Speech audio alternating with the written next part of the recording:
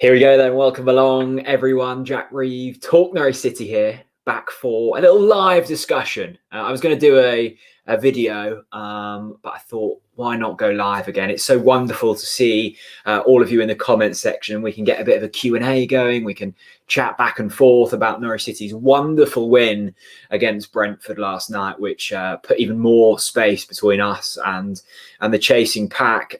Remember to get your comments in. I'll try and get through most of them. We'll be live for, I don't know, half an hour, 45 minutes, because when we're winning and winning in the fashion that we are at the moment, let's make the absolute most of it, because it's just been a really brilliant season. Great to see all of you in here, including Lewis with that wonderful profile picture.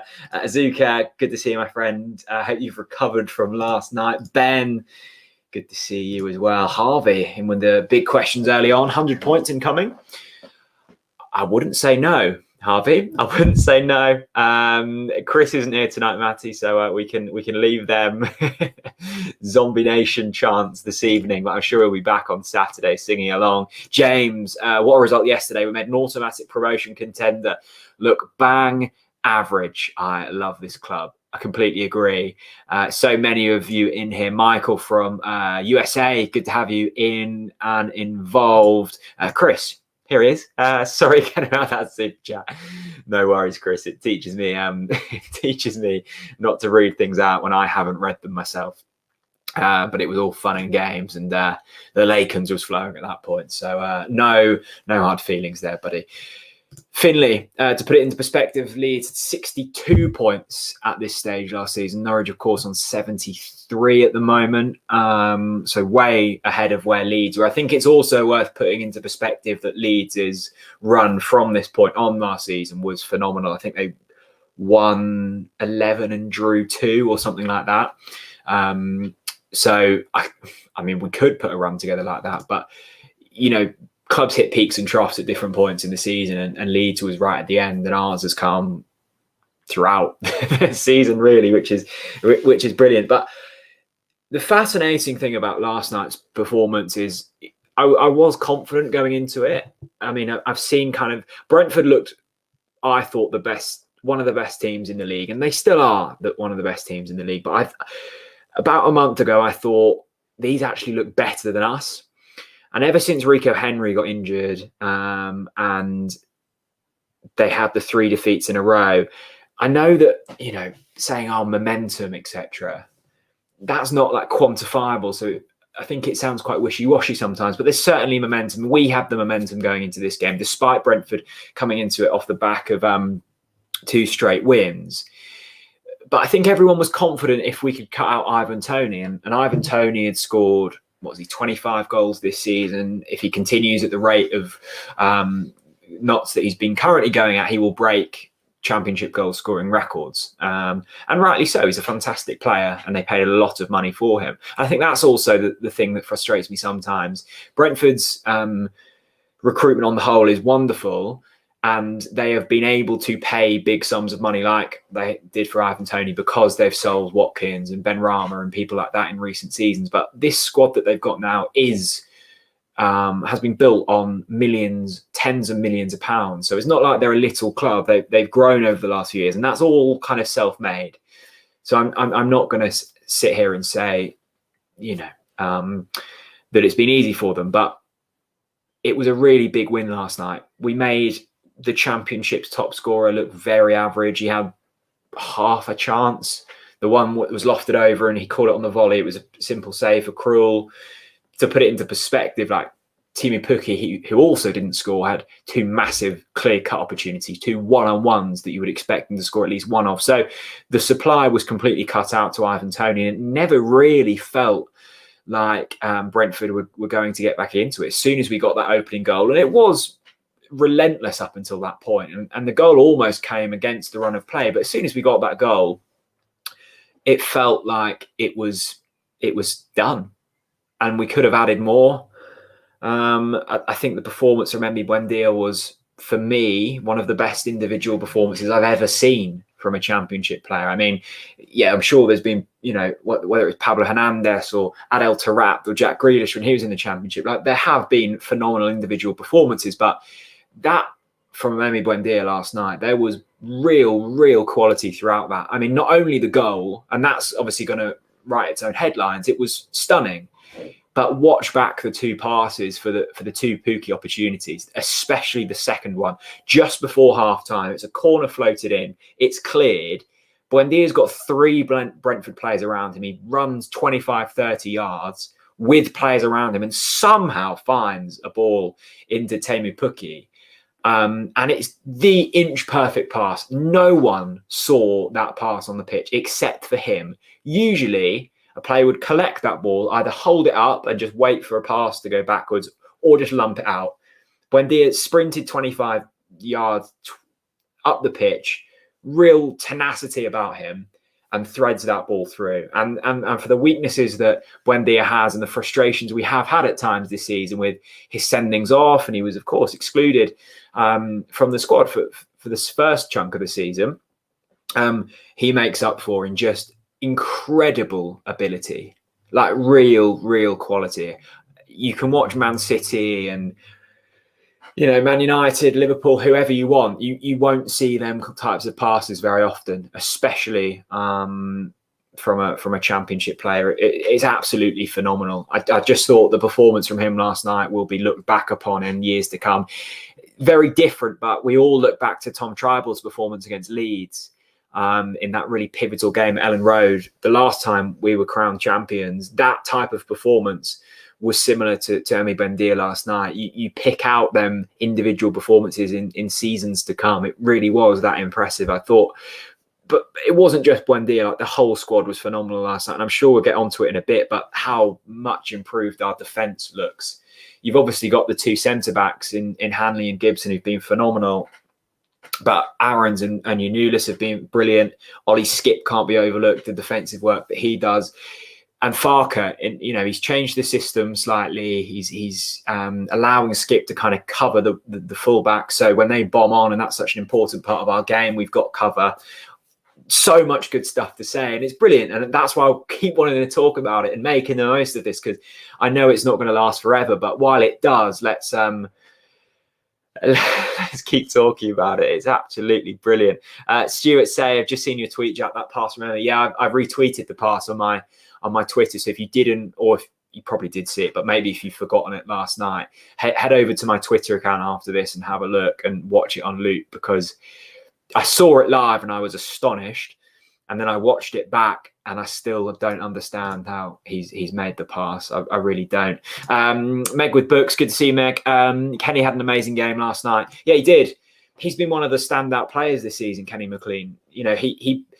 His big game was Brentford away when he got that equalising goal. And that kind of kick-started our season, really, because if you lose there, you lose momentum slightly. But that just kept us ticking over. But since then, he's been brilliant, and Ollie Skip has been phenomenal as well. And watching him as well, you do wonder how far he can go in the game, because he's 19 years old. I forget that sometimes. I heard Michael Bailey say it today on his podcast, and I forget he's 19, because he's got the maturity of a 27-year-old out there. I mean, he's such an engine, but the maturity about him as well is frightening. It really is. I don't think I've seen a midfielder consistently do it to the level he's doing for Norwich, in terms of like the defensive work. I love Tom Tribal, but Ollie Skip's levels above what Tribal reached.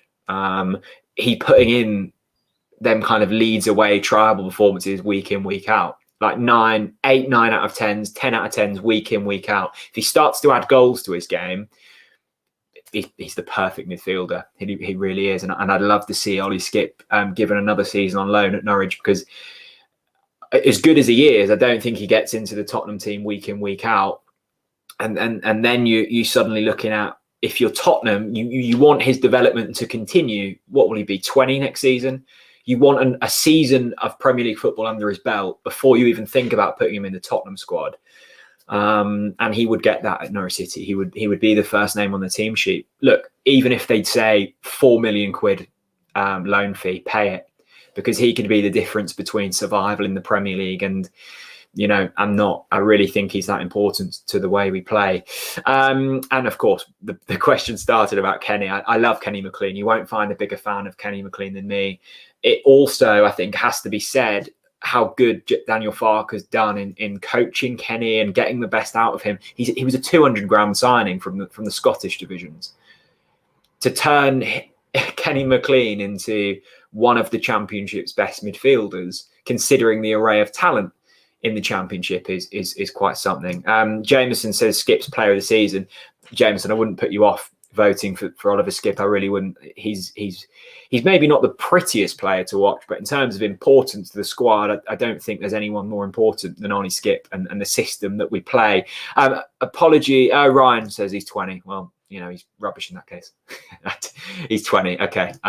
He's still phenomenal. And I would say watching him, he's like 25. He really is. James says, Jose debated recording Skip in January. I highly doubt we could get him again, sadly. Yeah, no, I know that, James. And I think it is very unlikely that we are able to keep him. I think there's a few caveats in there. One is if Tottenham sack Jose Mourinho, which I don't think is out of the question. If a new manager comes in, the response could be different. And I think Norwich being in the Premier League also then changes things slightly. Of course, we wouldn't be able to keep him for another season in the Championship because that isn't, he's better than the Championship and he needs Premier League football. But I think it would put a seed of doubt into the Tottenham staff's mind if we were to get back to the Premier League. I don't know, it would just seem silly, but I want to keep Ollie Skip. So my mind is biased, of course. But I agree. I think it is unlikely. And I think there will already be planning around if we can't keep him and players that we can bring in, because I think the midfield really let us down in the last time we were in the Premier League. But you never know. Never say never. That's what I say. Good to see Frederick in here. Got some Tottenham fans. Welcome. I'll try and get to a lot of comments, but apologies if I don't. Also, there's a link. There's a pinned link, the pinned comment. I've just released some brand new posters. And they're these. Buendia, Pukki, goal, repeat. I absolutely love the design. Hello. And they're a £5. Free postage and packaging to the UK. If you live elsewhere, you can still get them shipped out. They're a couple of quid for shipping them. But if you want to help support the channel and get yourself something in return, a lovely little poster. They're A4, designed by a lovely designer in Norwich. They're printed locally. And all the proceeds go back into funding TNC. So a nice little poster if you want one of them. Jack says Sorensen's also a CDM. Of course, I think it would be very bold for us to throw him straight into a Premier League setup. But I said it was bold to throw him in at left back, and he was probably one of the best players at the time. So Sorensen could be an option. Of course, we signed him as a central defensive midfielder. I was listening to a podcast that the club did with Kieran Scott, the chief scout. And he was alluding to the fact that when they saw Jakob Sorensen, the tapes, and then they scouted him, they knew he was a Norwich, he was a Farke player. He described it straight away. I think Kieran Scott described it. The scouts that were scouting that part of, he came from Denmark, didn't he? Is it Denmark or Sweden? One of the two. The scouts that were looking at him, he's never been more aggressive on a player to bring him in the door because he was so convinced he was a Farke player. And I think we've already seen that versatile, very clever on the ball, technically sound, clever. So Jakob Sorensen's an option. Of course he is. And it's going to be a really fascinating summer to see what happens if we were to go up, because we've got, more experience behind us now. We know what we need for the Premier League a bit more. I think a lot of lessons would have been learned around recruitment because we messed it up so badly last time. So, and we'll hopefully have a bit more money to spend as well. Slightly more stable, a season's worth of Premier League money, recent. So who knows? It will be really interesting. I completely am aware that I'm talking as if we're in the Premier League at this point. Of course, we're not. We're still in the Championship. But there we go. Good evening to DJam. Hope you're well, buddy. All well this end. Lewis, win every game for the rest of the season. We equal the points record, 109. Imagine. I thought the points record was 106. Let me have a look. Championship points record. I thought it was Reading with 106. Yeah, 106. So if we were to win every game for the rest of the season, we would break the record. Because there's 109 points up for grabs now. And 106 was the record by Reading in 2005, 2006. And the previous records, that was 1999. So 100 plus point seasons don't happen too often. And I genuinely think Norwich have a chance this season. The Championship's a strange one. It really is. I don't think there's as much quality as there has been in recent seasons. We knew that from the start, that, COVID affected recruitment and Brexit's affected recruitment to a certain extent. And Norwich were very lucky in a sense that we had a fairly packed out squad, and we could afford to keep them players as well. A lot of Championship clubs don't have the financial firepower to do so. So we were in a very fortunate position, but it was all about how do we make the most of them? And there were certainly critics of Norwich going into the season, myself being one of them to a certain extent. Although I said it, if you go back to my season preview, I did say that Norwich would win the league, and I was confident of that. But after the first 6 games, especially after the defeat to Derby, I remember vividly being in the old Red Lion pub in Angel, watching it with my pals, and I just looked at that Norwich squad and I thought, I don't know how we get out of this. It just looks like a losing mentality. And I think I said, how long has Farke got left? It wasn't that long ago, and I don't think I was in a minority by saying that. I never regret what I say regarding Norwich, because it's a reactive sport. But the turnaround has been absolutely phenomenal, and the fact we're even discussing 100 points is phenomenal as well. But I don't think the Championship opponents are that strong. I think you've got Norwich, who are in a class of their own. I believe that. And then you've got Brentford, Watford, Swansea, who are also very good teams. I think Swansea the best team out of them 3, maybe Brentford.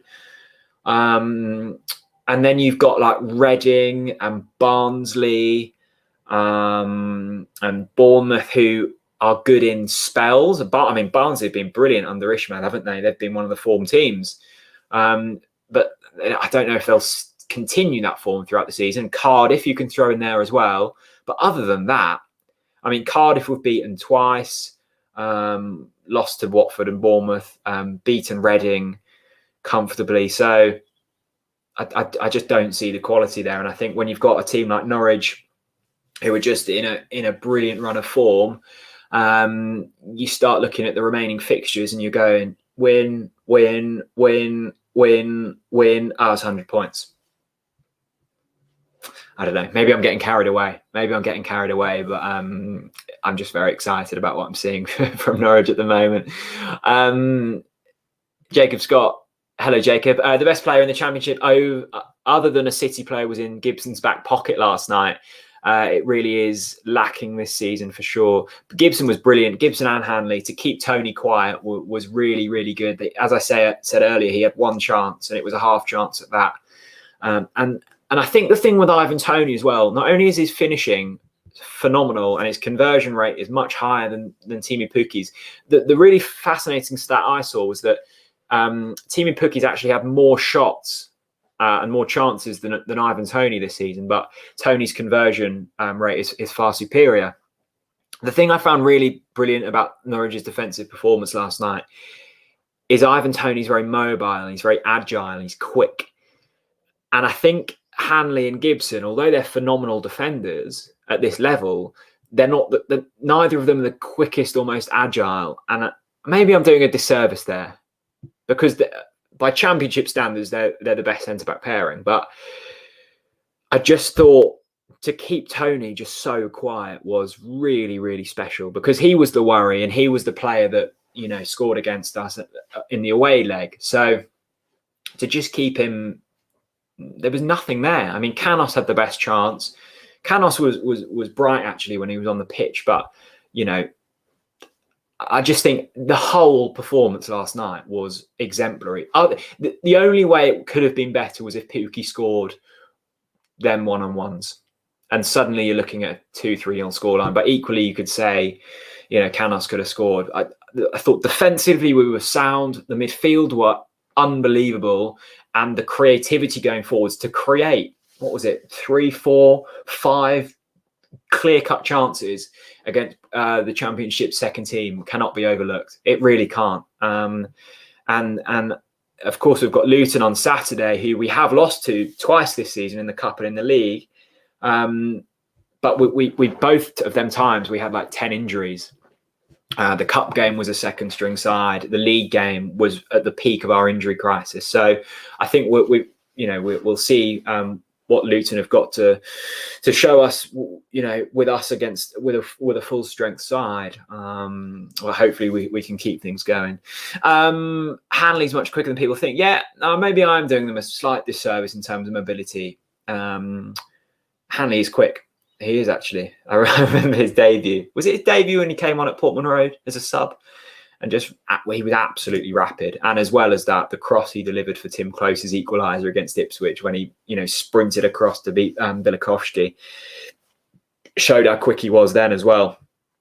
Lots of people talking about Oliver Skipp. Can we keep him? Will he go back to Spurs? I think that's going to be a discussion that rumbles on right until the start of the Premier League campaign, I think. Ollie Taylor, hello Ollie. Hi, Jack, hope you're well. Yeah, all good, mate. Who would you bring in next season if you had to pick one player apart from Ollie Skipp? It's a good question.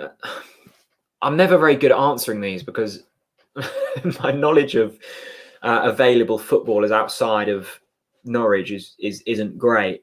In terms of positions, I think we need another striker because I love Timu, but we've seen that he can't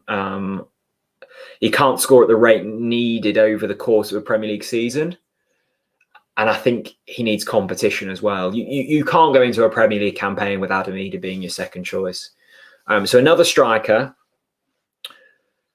another top quality midfielder, and then probably another right back.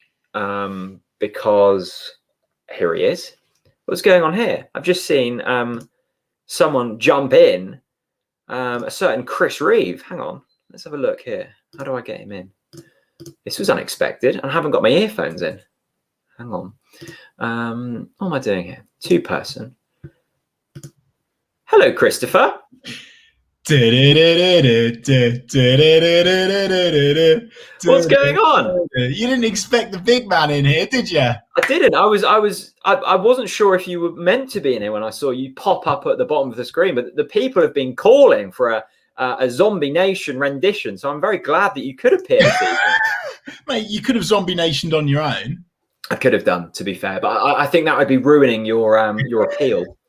Mate, I was just finishing off a bunch of emails, actually, just boxing off my day, and just saw that you went live on Facebook and thought, I'll keep Jack company for 5 minutes. How's the live been going, mate? Yeah, lots of I think it's always nice doing these debriefs, isn't it? Because it allows us to, one, talk about football when we're not intoxicated, and two, you've got, we've watched the highlights back, we've seen the reaction, and just have a bit more of a settled discussion. And the big talk tonight has been regarding Ollie Skipp and the performance, and can we keep him next season? What, now that you've had sort of 24 hours to mull over things, what's your kind of overriding thoughts from last night? Honestly, I woke up this morning feeling fine. Nice. I've got promotion on my mind. Farke's taking us up like he said he would. I am just I'm genuinely so proud. Like, I woke up this morning feeling so proud, feeling so privileged to be supporting this football team. And I kind of bounced down the stairs this morning with a real swagger about me. The Weetabix was flung into the bowl out of nowhere. I was catching it in one hand. The milk was going in the other. The coffee machine. It was brilliant. I was just buzzing. And I'm sure that most Norwich City fans in this chat now would agree. It just gives you that extra oomph. And my overarching feeling at the moment is, I don't know how we're going to be stopped by anyone. defensively, and actually NCSC Numbers tweeted this, great Twitter account, by the way, do go and follow that one, tweeted a stat to back up what we've been saying for ages now, Jack, which is that this centre-back partnership of Hanley and Gibson have got the potential to be as successful as Craig Fleming and Malcolm Mackay. And now they've equalled their record of clean sheets in a season or in a row or in their first 10 games or something. It's a great stat. Go and check it out. So defensively, this is, and actually I would argue now, this is the strongest defence I've ever seen at the football club.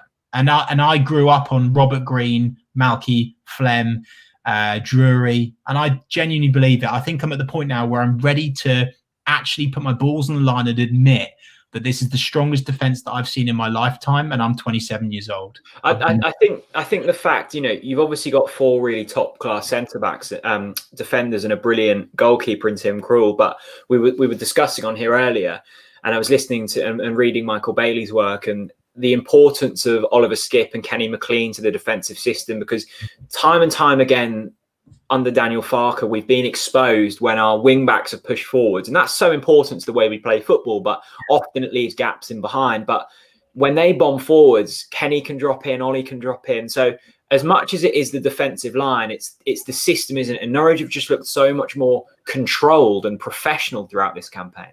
Yeah, it has. And something that I really enjoyed actually was Michael Bailey's, one of Michael Bailey's recent articles in The Athletic, which has been the best thing I've subscribed to in forever, by the way. And he spoke about the passing, and I've really tuned in. Yeah.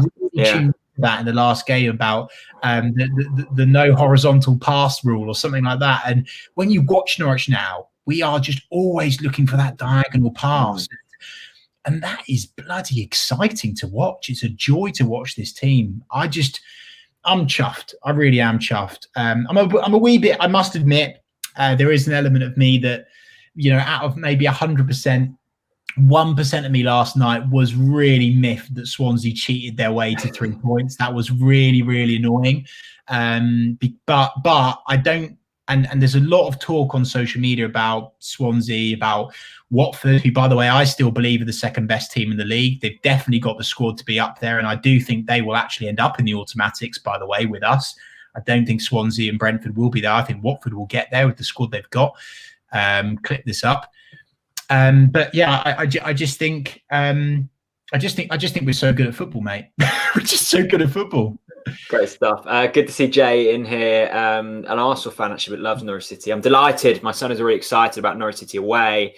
Belly busters on me. Come on, you Canaries. Great stuff, Jay. Thanks for the super chat, my friend. Just touching on Swansea, it was a horrendous dive and a horrendous decision. Yeah. But I think every team gets one of them howling decisions. Was it? It wasn't long ago when Wickham. Was it Wickham? Well, and we did have one this season, which was Rotherham away in the 95th. Rotherham, that's it. That was. I don't know. That was. So I was frustrated to see that, but equally, I was like, it all equals out. Good to see Coleman's in here. Do you think we could stay in the Premier League? I mean, why not? I think this team could beat the 18-19 one. I think the added experience that we've got now in all areas, whether it's on the pitch or off the pitch, will be so crucial. Look, I don't think it'll be easy. You're suddenly going up against teams that can, afford to spend 40 million plus on a player, but we've got more chance this time than we did last time, I think. Yeah, agreed. We are definitely better set, that's for sure. Because I'm just popping in and popping out, so I will leave you to wrap up with the crew, Jack. But I just wanted to come on to say thank you so much to every single person that not only watched the TNT watch along, but felt compelled enough to share their kind feedback on social media. We had so many kind comments about keeping you guys company and stuff, but I cannot emphasize enough, we are so grateful that you keep us company. So I just wanted to come on today to actually just say thank you so much. Like, you are just absolutely unbelievable. It's the best community out there. Really appreciate your support, guys. Massively. Chris, I know you're having to leave, but we'll end on this comment for you. Chris Dayton, our good friend. Chris Reeves like herpes. Nothing keeps this legend away. Seriously, though, can we keep Emmy for one more season? When we go up, here you go, Chris. You can leave on a big question. Then. If we go up, can we keep Emmy? Look, there's always got to be a suitable buyer. I think that a big club would be mental to not throw 45 million at Emi Buendia now. I think it's getting to that point. He's, mate, he's so talented. I mean, we asked Bradley Johnson. By the way, if you've not watched the Bradley Johnson podcast, go over after you finish watching this tonight and go and watch Bradley Johnson podcast. I said to Bradley, is it, who do you rate better, Buendia or Wes? And of course, his allegiances are with Wes. He chose Wes, but Bradley Johnson was saying that Emi Buendia he would have loved to have played with him, and he is so talented. And I genuinely think that this is sober now, by the way, unlike last night. I think that we are watching a player now that our grandkids will tell their grandkids about. And I really, really do think that. And it makes me a bit emotional thinking about it, actually. Like, he is so good, and I just love watching him play football. And this is what it's all about. This is why we watch the game. We watch football to be entertained. Yeah. And this is what makes me laugh about, like, I'm getting some stick today for my on the phone video that we put on social media. Football's all about entertainment. It's fun. It's about escapism from the world. Get carried away with it. Here's my parting shot to people here. Get carried away with it. Enjoy this Norwich City team whilst we've got them together. Savor, taste, drink in these last final games watching Norwich City, because this is one of the best of your lifetime. I've been Chris Reeve. I'm out. Good to see you, Chris. That wasn't planned. So I hope you enjoyed seeing Chris's gorgeous face this evening. Let's do a few more minutes then on here. So wonderful to have you all joining me on this, Thursday evening on my day off. I thought I have to come on, and I have to come on live because I want to speak to all of you about last night, because it really was special. Lots of love, by the way, from all of you. Jack, thank you so much. So much kindness. Social media gets a lot of stick, doesn't it? For negativity and stuff, but honestly, we get our fair share of abuse, but that's fine. We get way more love, and I wish I could give it all back equally, because you guys have done so much for me over the years, so I really do appreciate it.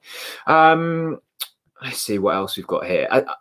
The one thing about Emi, I don't think we will be able to keep hold of him, but it is worth noting that despite all of the interest reported interest from Roma and Arsenal and whoever else, there hasn't been a firm bid for Emi Buendia. So it is worth noting that. I think by the end of this season, if we were to go up, it does get to the point, though, where even if a club doesn't come in necessarily with a fee that Norwich deem acceptable, say if someone comes in for 35 million, right? And Norwich want 45, it becomes dangerous saying no in case Emi wants to go to that next step. Like, he's, of course, a Premier League footballer, but I think there'll be top clubs in La Liga, in the Bundesliga, in the Premier League shouting. And if I don't know, I'm speculating here. If Arsenal come in for Emi Buendia and offer £35 million, Emi will, of course, want to play European football, whether that's Champions League or whether that's Europa League, and he'll want to play for one of the biggest clubs in England. So it's going to be a really tough summer, a tough negotiating summer for Norwich City. So I think my only advice would be enjoy him while he's still here, because I've been watching Norwich since the Worthington days, 2004 to 2005, like consistently. And other than Wes and probably like that season of Maddison, I can't remember anyone who's consistently put up the level of performances that Emi has. I mean, I think Emi's a better footballer than. That's a whole nother debate. Emi's brilliant, make the most of him. So I'll tell you what, we've got a lot of Rangers fans to watch. Welcome to all of the Rangers fans. Norwich for life. I do believe that we're going up. We'd like to see Watford so we can see some Premier League cycling videos. Yeah, of course, Ben Foster. We love Ben Foster, don't we? I wish we would have beaten them though when we played them, because it would have been brilliant to see Norwich score some on the GoPro. That would have been absolutely marvellous. Right, a few more questions and then I'm going to go and have a restful evening. I tell you what I'm watching at the moment. I'm not a massive TV man. I don't watch loads of TV, but I've recently started 000 on Sky Atlantic, and it's a very, very good watch. If you're into like sort of crime stuff, 000 is a very, not if you're into crime, if you're into watching crime, don't commit crime, just watch crime. You enjoy 000. Anyway, let's talk about football. There's a reason I don't talk about television. Joel, imagine the first game back next season. Goosebumps thinking about it. That's the only thing, isn't it? That's the only thing that's made me slightly sad, is that we haven't been able to go to the ground this season. But I guess that's what makes this season even more memorable, the circumstances surrounding it. I've still thoroughly enjoyed this season. I really have. But I'm like you, Joel. The thought of being back in a full Carrow Road, and I don't think I'm going to, accept tickets or whatever until it is full, because I want other people to go who really want, I want to go, but I'm not desperate to go. And I'd rather other people who like their week is based around being at Carrow Road and that need it more than me. But also I just want to embrace that full 26,000 Norwich fans just screaming on the Ball City. And also, like, probably more than that, I just miss the routine of a match day. I miss driving to Norwich. I miss going to the pub. I miss seeing my mum. I miss seeing Chris in the flesh. I miss seeing the people around me who I don't know their name, but I know them and I see them every week.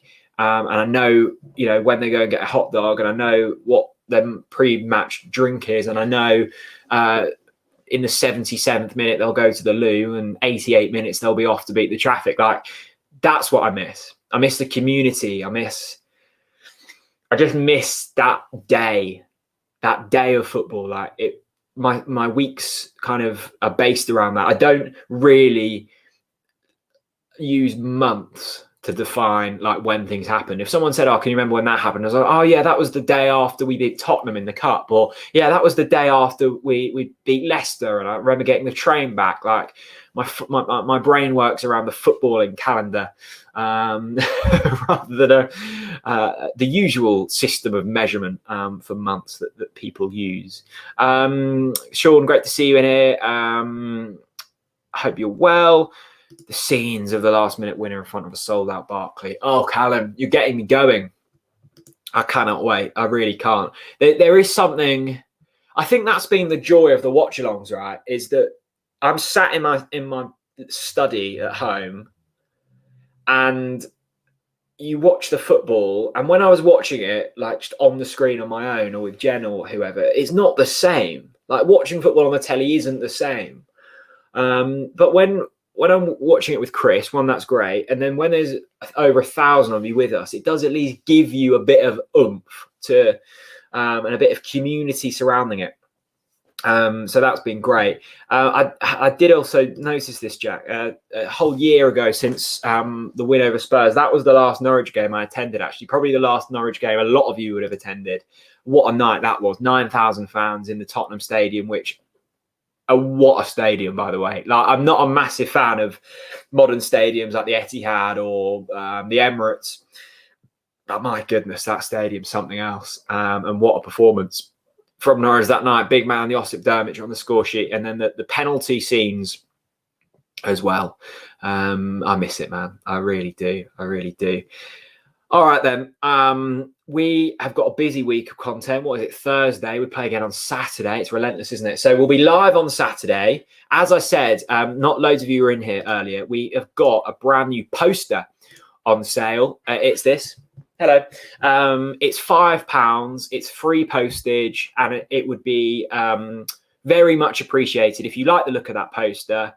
Go and get yourself one. All the proceeds go back into the Talk Norwich City channel. It's printed locally by really good printers and designed by a Norwich-based designer as well. So there you go. Buendia, Pukki, goal repeat. I love it. £5, absolute Barry bargain. Get yourself involved. The link's in the pinned comment on this YouTube stream, or it's all over the Talk Norwich City Twitter as well. Lovely to chat this evening. I hope you have a wonderful evening, whatever you're up to, and I hope you enjoy your dinner. And we'll be back on Saturday for another live stream, and I might do another one of these on Sunday, actually, depending on the result. I'm working Sunday, but maybe in the evening. We'll see. Lots to look forward to. And yeah, have a lovely evening, folks. And watch the highlights back from last night. That's what I'd recommend. See you later, everyone. Bye-bye.